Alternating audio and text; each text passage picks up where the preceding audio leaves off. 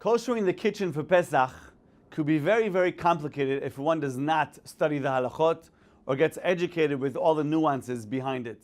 However, if you get some basic facts and you learn here and there the different rules and regulations, you'll see that Be'emet, the koshering process is not as complicated as you think it is.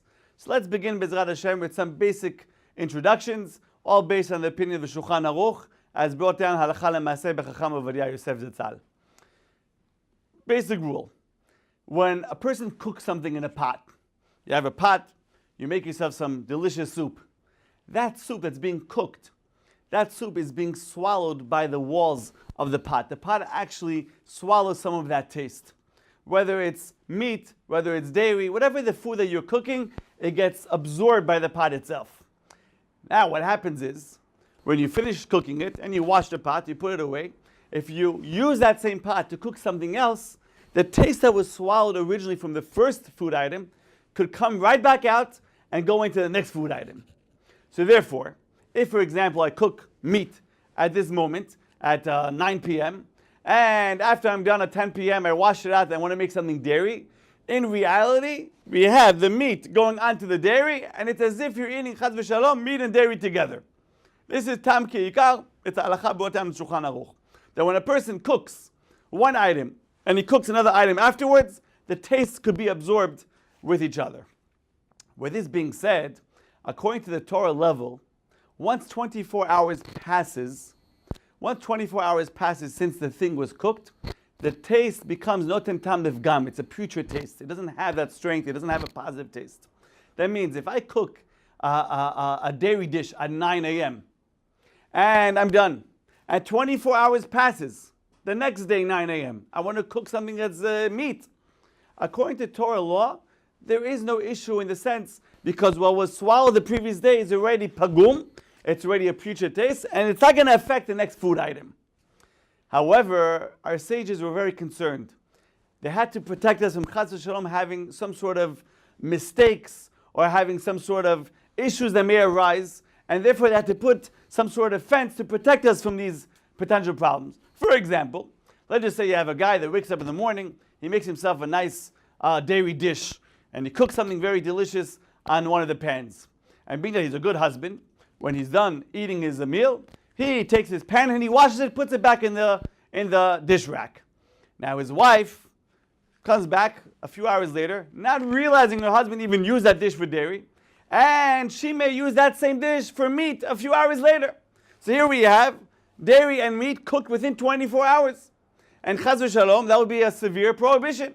So therefore, in order to prevent such issues, the Chachamim made a rule that even after 24 hours, a dish cannot be used for the other item, meaning meat dish cannot be used for dairy or dairy for meat, even after 24 hours. And that already is the minhag of Israel all across the world, where you have separate dishes for meat and separate dishes for dairy. With this being said, on Pesach, we have dishes that were used with chametz. I want to use it for Pesach. So there's a rule, kebol'o, kach polto. The way it swallowed the taste is the way it quote-unquote spits out the taste.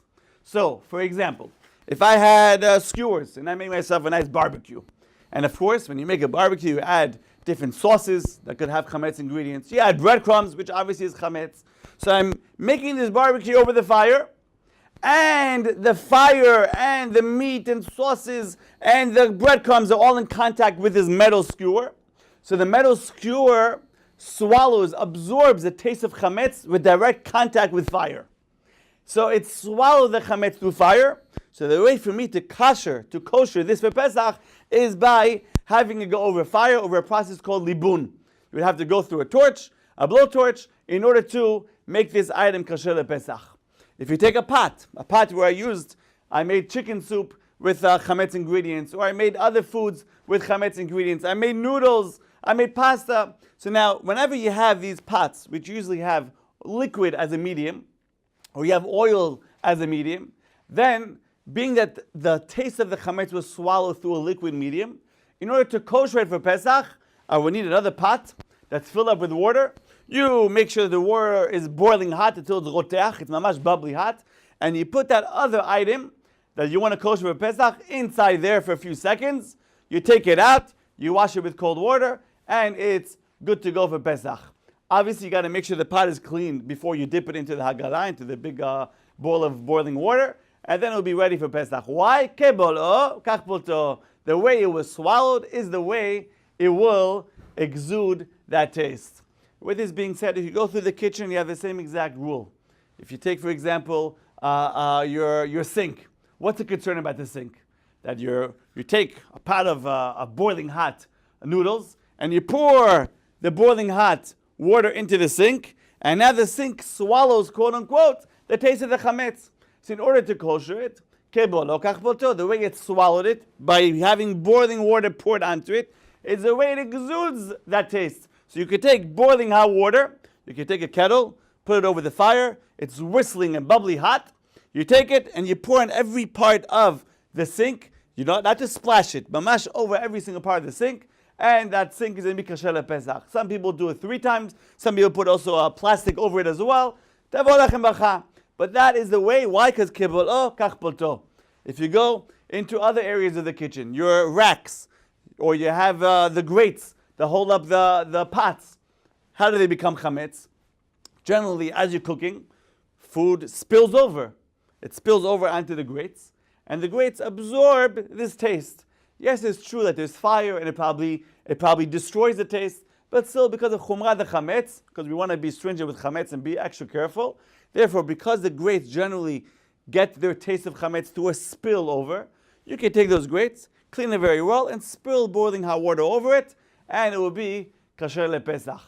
If you go through the refrigerator normally has only cold items, and berov pa'amim it's only cold chametz on it, and you have nothing to be concerned about. All you have to do is really wipe it down very, very well, clean up all the crevices, make sure there's no spills, no chametz over there, and the refrigerator is good to go. The oven has a special status. There's a lot going on in the oven throughout the year, from baking and different types of roast and different types of foods and chametz all year round, Baruch Hashem. So with the oven, you got to make sure you clean it very, very well. You don't use it for about 24 hours. And then the next day, after 24 hours, you put the oven on the highest temperature for about 30-40 minutes, and the oven will be kosher lePesach. If you have the self-clean feature, you can just turn it right on right away, let it do a job, and you don't need to clean up or wait 24 hours at all. You can just put the self-clean, and it takes care of your oven. There's many other items in the kitchen, obviously. Everyone should ask their Rav for guidance. But basically, once you know the rule of kibolo kachpolto, the way it swallows, the way it spits out, I think the laws of kashmir in the kitchen become much more simpler.